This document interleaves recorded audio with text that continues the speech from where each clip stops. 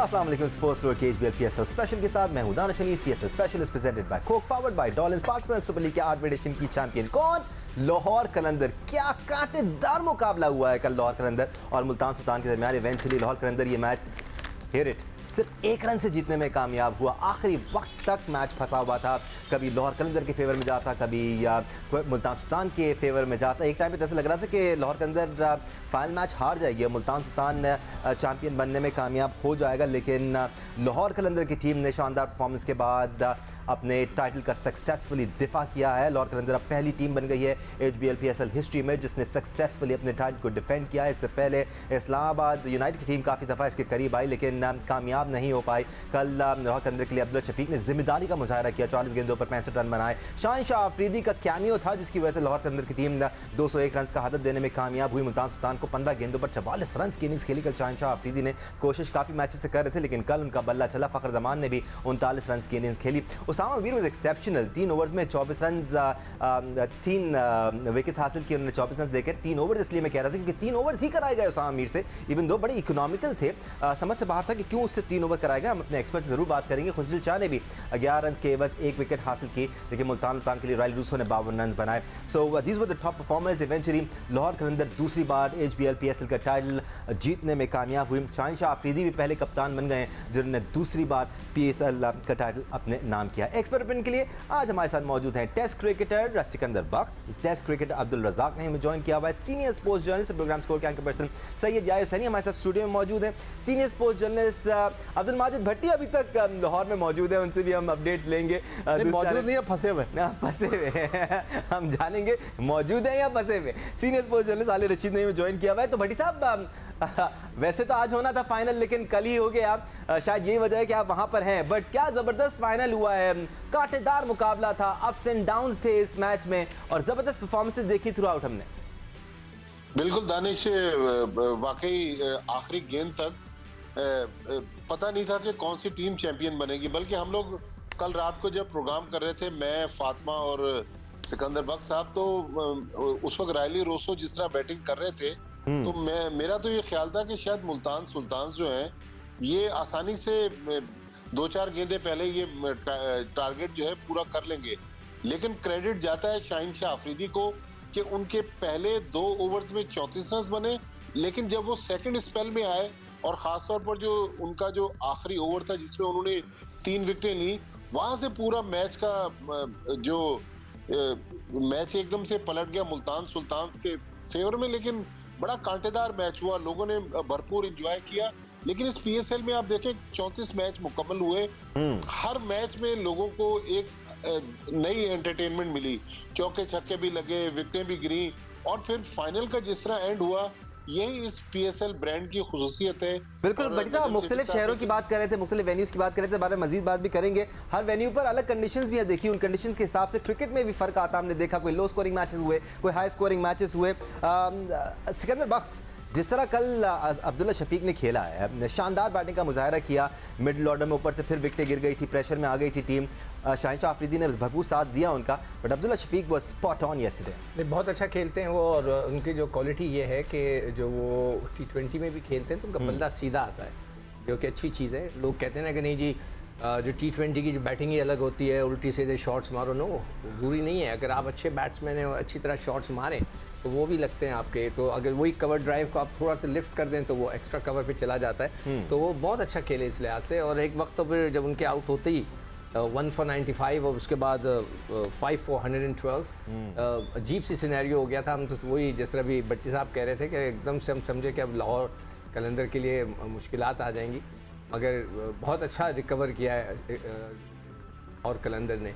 और मैं समझता हूँ उसमें जो सबसे बड़ी गलती जो हुई है वो रिजवान की है कि उन्होंने 5 ओवर में 88 रन दे दिए आखिरी के। और ये मतलब एज अ कैप्टन उनको देखना चाहिए था कि उनके बॉलर्स कहाँ बॉल करा रहे हैं, उनसे जाके बात करनी चाहिए थी। 5 ओवर में 112 थे, 5 मतलब जब 15th ओवर ख़त्म हुआ 112 पे 5, और फिर वहाँ से वो 200 रन पे ले गए, वाज अमेजिंग। इसका शायद क्रेडिट शाहिन शाह अफरीदी को भी जाता है, जिन्होंने सिर्फ 15 गेंदों पर 44 रन की इनिंग्स खेली, कॉन्फिडेंस हासिल करने की कोशिश कर रहे थे। चौथे नंबर में भी आते हुए हमने शाहिन शाह अफरीदी को देखा, कल नीचे आए थे लेकिन बैटिंग उन्होंने ज़बरदस्त की। अब्दुल्ला शफीक की तारीफ कर रहे थे हम, और उनके 65 रन ने आज उनको बनाया हमारा सोल सिटी का बेस्ट बैट्समैन। ये वाहिद इनिंग्स नहीं थी अब्दुल्ला शफीक ने जो लाहौर कलंदर के लिए खेली है। लाहौर कलंदर अगर फाइनल जीतने में कामयाब हुई है तो उसमें अब्दुल्ला शफीक को बड़ा क्रेडिट जाता है। अब्दुल रज़ाक की तरफ बढ़ते हैं। अब्दुल्ला शफीक ने जिस तरह खेला, अब्दुल रज़ाक का शानदार इनिंग्स थी, और शायद अगर कोई डाउट था इससे पहले कि पाकिस्तान के पास मिडिल ऑर्डर में टैलेंट नहीं है तो अब वो ख़त्म हो जाना चाहिए, बिकॉज अब्दुल्ला शफीक को खिलाया जा सकता है मिडिल ऑर्डर में पाकिस्तान के लिए भी। देखिए दानिश, सबसे अच्छी बात यह है कि जो बैट्समैन है ऐसे मैचों में परफॉर्म करना जहां प्रेशर पूरा एक इंटरनेशनल लेवल जैसे होता है, जैसे आईसीसी के टूर्नामेंट होते हैं।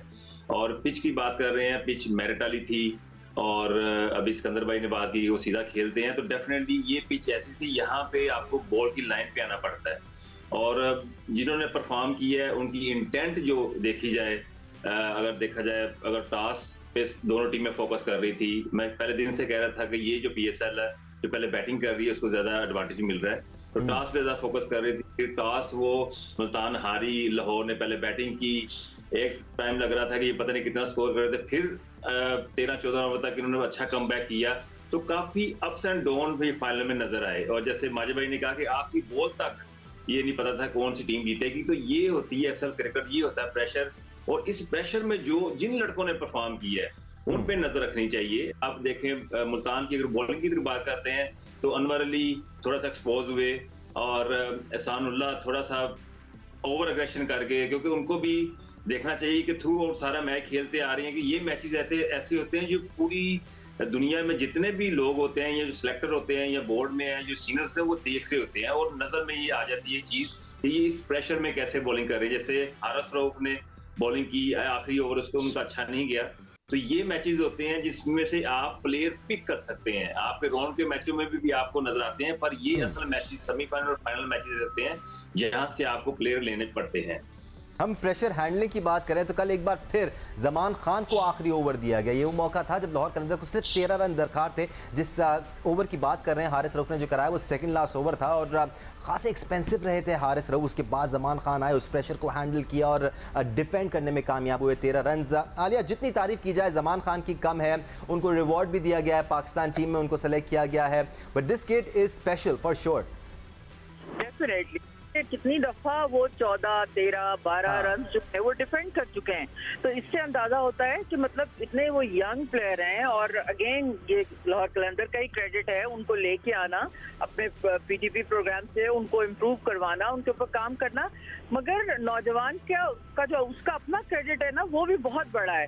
क्योंकि देखें, हो सकता है इस वक्त मैं एक अनपॉपुलर बात कर रही हूँ, लेकिन जिस तरह से हारिस रऊफ पेस के साथ बॉल करके कल 20-21 रन उन्होंने खा लिए, तो इस लड़के ने आखिरी यानी कि फाइनल आप खेल रहे हैं, इतना प्रेशर वाला मैच है और आखिरी ओवर आपको दिया गया है, और जिस तरह से वो अपनी टीम के लिए डिफेंड करता है, ये अमेजिंग बात है। इसका ताल्लुक डायरेक्टली आपके माइंडसेट से है कि कितने स्ट्रांग हैं आप, और वो बहुत बहुत जबरदस्त। मेरा तो ख्याल है कि कल जो लाहौर कलंदर की कामयाबी है उसका क्रेडिट जो है वो आखिरी ओवर का जमान को जाता है और उसके बाद शाहीन आफरीदी को जाता है, जिन्होंने आके जो बैटिंग की है, थ्रैश किया है। अदरवाइज तो लाहौर कलंदर बिल्कुल फारिग टीम लग रही थी। देखिए, इस वक्त हमें सेलिब्रेट करना है डेफिनेटली कि बहुत बड़ी कामयाबी है और बहुत अच्छा इन्होंने प्रोग्राम अपने रखे हैं। सारा साल काम करते हैं लाहौर कलंदर वाले और नौजवान निकालते हैं, नेशनल टीम तक पहुंचते हैं, एक प्रोसेस दे रहे हैं वो नेशनल टीम को भी। लेकिन इसके बावजूद जो गलतियां हैं वो जरूर हमें हाईलाइट करनी है कि जो बैटिंग है वो अगर शाहीन ना खेलते तो आपका कोलैप्स तो हो गया था, 5 खिलाड़ी तो आपके वैसे ही आउट हो गए थे। तो इसके ऊपर भी मेरा ख्याल है इनको थोड़ी तवज्जो देनी चाहिए बॉलर्स के अलावा, कि बैटिंग और बैटिंग ऑर्डर्स का बार बार चेंज होना वो कितना इम्पैक्ट डाल सकता है, ये सारी चीजें हैं। और उसके साथ साथ मुल्तान सुल्तान जो है वो भी आखिरी बॉल तक क्या फाइट की है। अभी उसकी बात हो रही थी एहसानुल्लाह की, जो नौजवान है, हमें इतना मार्जिन जरूर देना चाहिए कि वो बिल्कुल इतना बड़ा एक्सपोजर उनको पहली दफा आया है, पहली दफा वो खेल रहे थे और उसके बावजूद अगर वो बेहतरीन बॉलर का ले जाते हैं अवार्ड, तो इससे अच्छी क्या बात हो सकती है। बिल्कुल, बेहतरीन बॉलर के अवार्ड की आप बात कर रहे हैं तो मैन ऑफ द टूर्नामेंट भी एहसानुल्लाह थे और best bowler of the tournament भी एहसानुल्लाह थे, तो ये बहुत बड़ी बात है सिकंदर बख्त कि एक नया बॉलर आता है। हमने एहसानुल्लाह का काफ़ी चर्चा सुना था इस PSL से पहले भी, हमने काफ़ी जिक्र किया था एहसानुल्लाह का, बट हमने उनको एक्शन में देखा एंड ही प्रूव्ड हिमसेल्फ। एक तो उनकी स्पीड अच्छी है, जी। 140 के ऊपर नीचे वो चलते हैं, which is a good speed, मगर थोड़ा सा पिछले 1-2 मैचों में मैंने देखा शॉर्ट ऑफ लेंथ गेंद वो कर रहे हैं। अभी इन पिचों पे तो बिल्कुल मूवमेंट नहीं मिली। आई होप कि अच्छी पिचों पे हम उनको मूव करते हुए देखें। देखें, आप जितनी भी तेज़ गेंद कर लें उतनी तेज़ शॉट जाता है। अगर जब तक आप गेंद को मूव ना करें, रिवर्स स्विंग हो या आपकी नेचुरल स्विंग है, अगर वो आता है आपके पास तो उससे जो है बड़ा फ़ायदा होता है। अदरवाइज़ इस किस्म की क्रिकेट के अंदर कल शाहीन ने भी दिखाया, आखिरी ओवरों में आपके ज़मान ने भी दिखाया, यॉर्कर्स जो and change of pace as well, हाँ वो बहुत काम आते हैं। और थोड़ा सा डिसअपॉइंट कर गए थे वो हारिस, थोड़ी उनकी पिटाई हो गई इस ओवर के अंदर, वो भी जज्बाती होकर शॉर्ट ऑफ लेंथ गेंद करने लगते हैं। इधर बॉलर्स को मैं यही कहूँगा कि जज्बाती ना हो, यॉर्कर लेंथ पे आ जाएं अगर कोई आपकी पिटाई कर रहे हैं, वक्त ऐसा हो। और मैं बार बार कहता हूँ सिचुएशन और जो डेटा है, मैं डेटा वाली टीम को बोलूँगा कि आपका डेटा बिल्कुल बेकार हो गया, इसलिए कि जो शाहीन की बैटिंग थी उसमें ना कोई डेटा काम आया ना कुछ काम आया, आपके पास शायद उनका डेटा नहीं था। तो असल चीज़ होती है situation, situation and situation. Cricket खेली जाती है सिचुएशन पे, जो उसके पर काबू पा लेता है वो फाते हो जाता है। बट साहब through out HBL PSL 8 Rizwan की परफॉर्मेंस बल्ले के साथ तो बहुत अच्छी रही, बेस्ट बैट्समैन भी रहे टूर्नामेंट के, बेस्ट विकेट कीपर का अवार्ड भी उनको मिला। कल थोड़ी सी कैप्टनसी में शायद चूक हो गई उनसे, क्योंकि उसामा मीर से सिर्फ 3 ही ओवर कराया, लेकिन उन्होंने 3 विकेटें ली थी, रन भी ज़्यादा नहीं दिए थे, तो वहाँ एक जगह थोड़ी सी चूक हो गई शायद उनसे। और एज एन ओपनर भी थोड़ा सा स्लो स्टार्ट मिला रिजवान की वजह से। मेरे ख्याल में कप्तानी की हद तक तो आप दानिश ठीक कह रहे हैं कि अगर उसामा मीर से वो 1 ओवर करवा लेते तो हालात उनके लिए बेहतर होते, लेकिन उन्होंने बीच में जो खुशदिल शाह से ओवर करवाए तो उनका ख्याल था कि आखिर में अब्बास आफरीदी और एहसानुल्लाह के साथ इनिंग्स का इख्तिताम किया जाए। लेकिन उस वक्त देखिए क्रेडिट देना पड़ेगा शाहीन शाह आफरीदी को कि उन पर बहुत ज्यादा क्रिटिसिज्म हुई। सिकंदर बख्त साहब भी ये बात कर रहे थे, वकार यूनुस ने भी बात की, और भी बहुत सारे जो फॉर्मर क्रिकेटर्स थे उनका ये कहना था कि नंबर 4 पे आने की बात हो रही थी ना। जी देखिए, कल भी क्रिटिसिज्म इसी बात पे हो रही थी कि कप्तान ऊपर आ रहे हैं। कल भी वो ऊपर आए, उन्होंने हालांकि डेविड वीजे जो थे वो निकल रहे थे ड्रेसिंग रूम से, लेकिन उन्होंने उनको रोका, वो खुद उनकी जगह आए और उन्होंने वहां से मैच चेंज कर दिया। और यही देखें वो टर्निंग पॉइंट था शाहीन शाह आफरीदी के 15 गेंदों पर 44 रन और 5 ओवर्स में जो सिक्कू भाई अभी बात कर रहे थे जो 85 रन बने, वहां से पूरा मोमेंटम चेंज हुआ। तो मेरा ख्याल में वो सिचुएशन ऐसी थी कि बड़े बड़े कप्तान जो हैं वो बौखला जाते हैं। मेरा ख्याल में जब ये सवाल प्रेस कॉन्फ्रेंस में कल हुआ मैच के बाद, तो रिजवान ये मानने के लिए तैयार नहीं थे। उन्होंने कहा कि ठीक है, हो सकता है कि मुझसे ये गलती हुई हो, लेकिन ये आपकी राय है, मेरी राय इससे मुख्तलिफ है। तो मेरा ख्याल में यहाँ पर गलती कर गए। उसामा मीर ने इस टूर्नामेंट में बहुत अच्छी बॉल की है, लेकिन आप देखें कि उसामा मीर को एक तो पाकिस्तान टीम में मौका नहीं मिला, फिर आज जो एक टीम अनाउंस हुई है पाकिस्तान शाहीन्स की, अब्बास आफरीदी का मैंने नाम वहां भी नहीं पढ़ा। तो अब्बास आफरीदी को एटलीस्ट जब पाकिस्तान टीम में चांस नहीं मिला था तो एटलीस्ट पाकिस्तान शाहीन्स में तो मौका मिलना चाहिए था। और पाकिस्तान शाहीन्स में कुछ ऐसे नाम हैं जो मेरे ख्याल में अब जिनका पाकिस्तान क्रिकेट के लिए फ्यूचर नहीं है। जब आप अंडर 19 और A टीमों का इंतखाब करते हैं तो इसीलिए करते हैं, देखते हैं कि पाकिस्तान के कौन से लोग हैं जो फ्यूचर टैलेंट है पाकिस्तान। बड़ी साहब ये बहुत इंपॉर्टेंट पॉइंट है, ये बहुत इंपॉर्टेंट पॉइंट है और आगे आने वाले शोज में हम इन पे जरूर बात करेंगे, क्योंकि अब नया लॉट आ चुका है, वो नया लॉट आकर अपने आप को साबित भी कर रहा है। बैट्समैन के ऑप्शन भी आपके पास मौजूद हैं, बॉलर्स के ऑप्शन भी आपके पास मौजूद हैं। अब्दुल रज़ाक से एक छोटा सा पॉइंट ऑफ व्यू लेकर हम ब्रेक की तरफ जाएंगे। अब्दुल रज़ाक, ज़मान खान पे आपसे बात नहीं की हमने, पाकिस्तान के लिए भी कॉल कर लिया, उनका नाम अच्छा ऑप्शन है पाकिस्तान क्रिकेट के लिए, डेथ ओवर्स में कंटेन करते हैं, प्रेशर नहीं लेते हैं, हल्की फुल्की स्माइल भी उनके चेहरे पर हमें नजर आती है। नहीं, डेफिनेटली दानिश देखें टेम्परामेंट की बात है, और थ्रू आउट पूरे टूर्नामेंट में ज़मान खान ने आखिरी डेथ जो बॉलिंग है बहुत आउटस्टैंडिंग की है। और बात होती है अपनी विल पावर की, उन्होंने शो किया है। हालांकि उनके पास हारिस रऊफ थे, वो काफी एक्सपीरियंस थे, वो थोड़ा सा ऑफ कलर नजर आए, पर ज़मान खान के ऊपर आखिरी ओवर PSL का फाइनल और 13 स्कोर इतना ज्यादा नहीं होता जिस तरह उन्होंने डिफेंड किया उसको, बहुत ही जबरदस्त बॉडी लैंग्वेज थी, बड़ा मुश्किल हो जाता है किसी भी यंगस्टर के लिए, पर उन्होंने प्रूव किया है कि अगर वो और क्रिकेट खेलेंगे ये और इम्प्रूवमेंट की तरफ जाएंगे। बिल्कुल। और हम एहसान की बात करें, जमान खान की बात करें, सैयद याहिया हुसैनी का पॉइंट ऑफ व्यू भी शामिल करेंगे। एक ब्रेक लेने का टाइम हो गया। आप देख रहे हैं HBL PSL special presented by Coke powered by Dawlance. हमारे साथ रहिए। Welcome back once again to PSL special. सीधे बढ़ेंगे सैयद याहिया हुसैनी के पास। याहिया, इस साल का PSL पिछले 7 PSL एडिशन से इस एतबार से मुख्तलिफ था कि बॉलिंग टैलेंट तो हमें हमेशा नज़र आता है, इस बार हमें बैटिंग टैलेंट नज़र आया और यंग बैटिंग टैलेंट नज़र आया। सिर्फ नज़र नहीं आया, उस टैलेंट ने क्रूशियल और कलीदी परफॉर्मेंसेस दी आपके लिए। That's a very positive sign.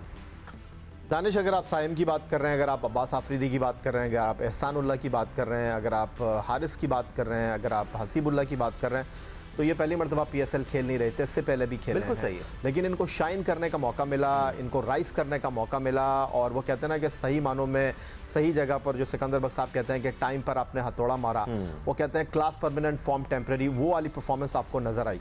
लेकिन एक बार फिर मैं ये कहना चाहूँगा कि एक बार फिर वो जो डाटा के फार्मूले थे वो जनाब फेल हो गए हैं, दुकानों के शटर गिर गए हैं। एक बार फिर ये साबित हुआ कि स्किल्स और सलाहियत उनका कोई नेमुल बदल नहीं है।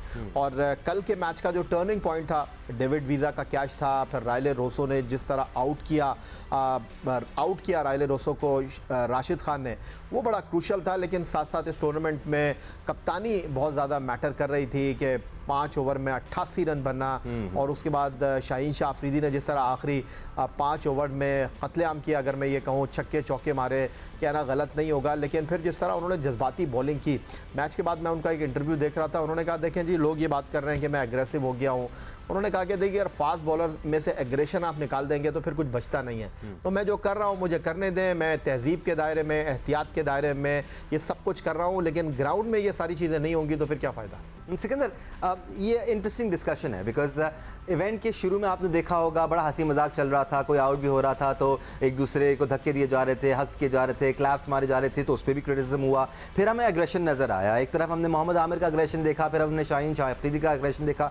आप क्या समझते हैं सही तरीकाकार क्या है? एक बैलेंस ज़रूर होना चाहिए। नहीं, देखो, जो आमिर का एग्रेशन था वो तो टारगेटेड था जी, कि उसको कुछ लड़के पसंद नहीं थे और उसका पस मंज़र था, लोगों ने मना कर दिया। जैसे मैं तो बिल्कुल नहीं मानता कोई भी लड़का मैच फिक्सर हो, मैं तो कहता हूँ कि उसको ग्राउंड के अंदर नहीं दाखिल होने देना चाहिए। ये मेरा अपना व्यू है। यही रमीज़ राजा का था, मगर वो कुछ नहीं कर सके। हफीज़ का ये था, बाबर वगैरह का था, तो वो उनका गुस्सा वो टारगेटेड था। जस्टिस कयूम वालों के बारे में भी आप कहिए, वो भी यही है। बिल्कुल, मैं तो कहता हूँ, आज मैं सरेआम कह सकता हूँ, जिसने मैच फिक्स किया, पाकिस्तान को बेचा, जिसने पाकिस्तान को बेचा, क्रिकेट को बेचा, उसको आप स्टेडियम के नज़दीक भी ना आने दें, अगर आप वाकई सज़ा देना चाहते हैं। अच्छा, अब दूसरा जो एग्रेशन था ना, जो मैंने देखा कि वहाब रियाज ने जाके किसी गोरे को आउट किया था, उसको मार्टिन गुप्टिल को उसको पप्पी कर रहे थे। कम ऑन मैन, ये ऐसे थोड़ी होता है। आपको एग्रेशन दिखाना है, वो बिल्कुल सही कह रहा है शाहीन, मगर एक लिमिट में रह के एग्रेशन दिखाना है। आप जरूर घूरी मारें, उसकी तरफ देखें, उसकी आंखें दिखाएं। भाई वो आपको छक्का मारे, आप जाके हंस रहे हैं, उसको गले लगा रहे हैं, पप्पी कर रहे हैं, दिस इज़ नॉट ऑन। मगर वो जो लोग जो उसके बात कर रहे थे शाहीन की, वो बॉलिंग के अंदर मैं समझता हूँ। सर, आपके ज़माने में तो छक्के कम लगते थे, चौके ज़्यादा लगते थे, आप लोगों का क्या होता था रिएक्शन? देखो, मैं जब पहली दफ़ा गया उधर ऑस्ट्रेलिया, हम गए तो पर्थ में हमारा मैच था, डेनिस लिली और वगैरह खेल रहे थे वहाँ से। तो जो लड़के अंदर बैटिंग करने के, मियाँ दाद वगैरह, जब ये लंच पे आए तो आके कहने लगे, आसिफ भाई, मुश्ताक आसिफ वगैरह सीनियर को, ये अंदर हम जा रहे हैं, वो हर बॉल पे हमें गालियां दे रहे हैं। लिटरली उन्होंने, स्लेजिंग का वर्ड नहीं था उस वक्त ये कहा गया कि यार वो तो हमें मतलब बुरा भला कह रहे हैं, मैं स्लेजिंग का वर्ड इस्तेमाल करता हूँ। तो उन्होंने आके ये बोला, तो आसिफ इकबाल ने बोला आप भी बोले, आपको किसने रोका? बस उसके बाद क्या था, हम भी शुरू। तो हम दोनों तरफ से चलती थी। अब्दुल रज़ाक, देखिए, एक पेसर में, एक तीखे पेसर में अग्रेशन ना हो तो पीछे कुछ बचता नहीं है, लेकिन वो कंट्रोल्ड अग्रेशन होना बड़ा ज़रूरी है। फिर एक पॉइंट ऑफ व्यू ये भी है कि अगर आउट ऑफ कंट्रोल अग्रेशन होता है तो मैच रेफरी बैठा है ना, अगर कोई चीज़ ऐसी होती है जो नहीं होनी चाहिए तो मैच रेफरी फाइन करेगा आपको।